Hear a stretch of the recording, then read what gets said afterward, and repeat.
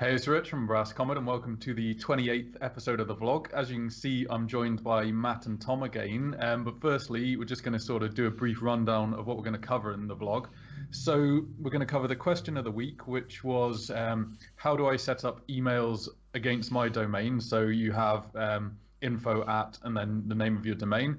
And we're also going to introduce like next week's vlog topic, which is going to be about Facebook ads. So we're going to ask like you guys, how many of you use Facebook adverts, and like if you've got any questions about Facebook adverts that you want us to answer in next week's vlog. So yeah, anyway, let's get on with it. So you right, guys? Yeah, Hey. I'm good. Yeah, so the question of the week was how do I set up emails to my domain? So I think Matt, you were going to like look at some of the first few bits of that. Yeah, sure. So there's usually when you buy your domain name from a domain controller, that company can offer emails as an extra added cost. But there's lots of different packages and different variations. So storage can vary, the amount of storage they offer. Um, Microsoft Exchange integration, so you can also pay for that. So if you're a Microsoft user and you want to use your Exchange account on your local machine, then that can be a paid extra. And this is usually controlled by your where you administer your A records. There's also MX records, which control where the emails to your domain are pointed to. So if you're using an external service, if you don't want to buy the package from your domain controller, you can buy them from other places. That's where you'll control those records. So just to jump in, I'm going to ask a question now, already instantly going off like the rough schedule. So if someone wants to use like Outlook or something like that to access their emails, can they do that regardless, or like is that what you were saying in terms of the sort of paying to sync it up with something like that, or is that just a generic sort of tool that people can use? Just It's using like Outlook for example, really. to use Microsoft Exchange is paid extra. Okay. Yeah. Yeah. So Tom, you got anything to throw in? Yeah, there's another couple of things that you can kind of have in the package that you want to kind of keep an eye out when you're trying to decide who you want to go with. Obviously, having multiple mailboxes. So, for us, we've got Rich, Matt, and Tom. Depending on the size of your company, you might want different mailboxes for different people. Or what you can do with some domain suppliers is like a catch-all email address, and that will just let you kind of take a kind of a wildcard approach. So if anything they put you can that's kind of outside of what the ones you're currently using, you can have that redirect to say info at. So if they send it to support at or help at, or they kind of pick up their own thing, you can have a catch-all that then sends that to your info at mailbox. And that's something that not all domain suppliers actually offer, and some of them like they offer it in different tiers of packages. So that's quite a useful tool to make sure you don't miss any mails. That's worth kind of keeping an eye on. Yeah, and it just allows people to like sort of make typos and you still get the emails and things like that. So not only can they just like send it to like any particular name or info or sales or something like that, but like even if they just like slip on the keyboard and put in a quick typo, it'll still get to you, which is pretty useful because obviously if a job emails you and you've got a potential client or a lead or something, then you want to get that email. So yeah, it's really important, and it's quite a useful thing. It's quite nice just to have that sort of security that gives it a bit more reliability that the emails are actually going to find their way to you. Yeah, So definitely. yeah, and I think we're going to just talk about quickly. You can also on your website set up forms so that you've probably seen them when you visited other websites. You can just fill in the form, and that will send an email direct from the website to wherever you set up the email to go. I think, like Tom, you're just going to say a bit more about that. Yeah, so there's a couple of things that's worth mentioning. When you set up the emails to send from your website, it's actually the web server that that website is sitting on that is sending those emails. And what it needs to do is it basically needs to kind of guarantee the sending address that it's sending from.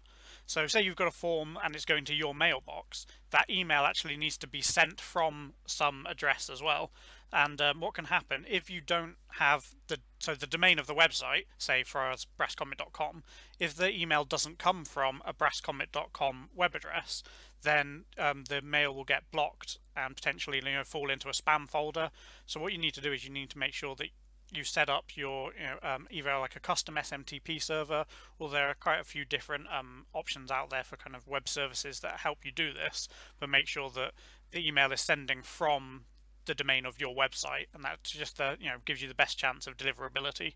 And that's kind of something you have to go in and change in your domain records again, kind of similar to where Matt said you have to go and change the MX records for receiving mail. You need to then change your TXT records for sending mail. Yeah, and I think one of the important things with the forms as well is that the mail has to be set up to send correctly, but it can actually go anywhere. It doesn't necessarily have to go to your domain email. It can go to like a Hotmail or a Gmail or something like that. So you don't need that sort of paid for mailbox to make the forms work. It's like making sure there's the sending function on the website, and then they can land wherever really. They don't have to go to a particular email or anything like that. So yeah, it's the same if you've got a shop set up on your website, so you're sending order information to the customer who's bought something. Obviously, that's just going to their email address they've put in, so it doesn't matter where it's going. The important thing is where it's being sent from, and making sure that you've got that domain set up.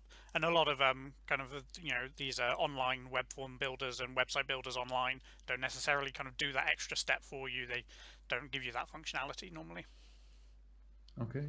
So has anyone got anything else they want to just add in, or has that pretty much covered it? No? Yeah, I think that covers it. I think that's all. Yeah, we're just going to talk about next week's vlog quickly, which is going to be all about Facebook advertising. So we alluded to it in the intro, which we asked if you guys use Facebook adverts, if you just let us know if you're using them and just how you find them really, but also if you've got any questions to do with them. So it might be in terms of using the Facebook pixel to retarget traffic and those kind of things. But yeah, just feel free to send us any questions for that next week, but specifically around the topic of Facebook ads.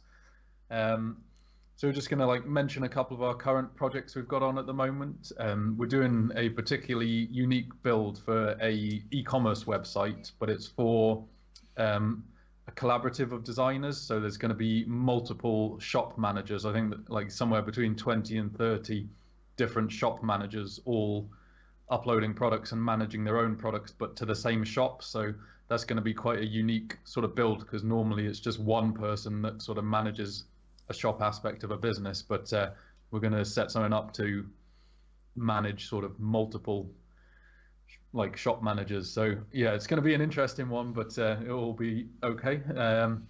Yeah, and we've just made a lot of progress with sort of websites that we're currently working on. The Cocktails website has gone through a bit of a redesign, which the client is happier with now, so it's more in line with their branding and things like that. And that pretty much rounds us up for this week. Has anyone got anything they want to add quickly, or? No, the Cocktail site's looking really good. Yeah, looking forward to putting that live soon. Yeah, so yeah, get your questions in for the Facebook ads vlog next week. And obviously, if you've got any questions in the meantime, or ones that don't allude to that, still just send them over. But that's going to be our topic for next week's vlog. Yeah, just follow us on all the social media channels. We're trying to push up to the next sort of boundary on Facebook, which is quite nice. But yeah, thanks for watching, and we'll see you again next time. Cool, thanks. Bye.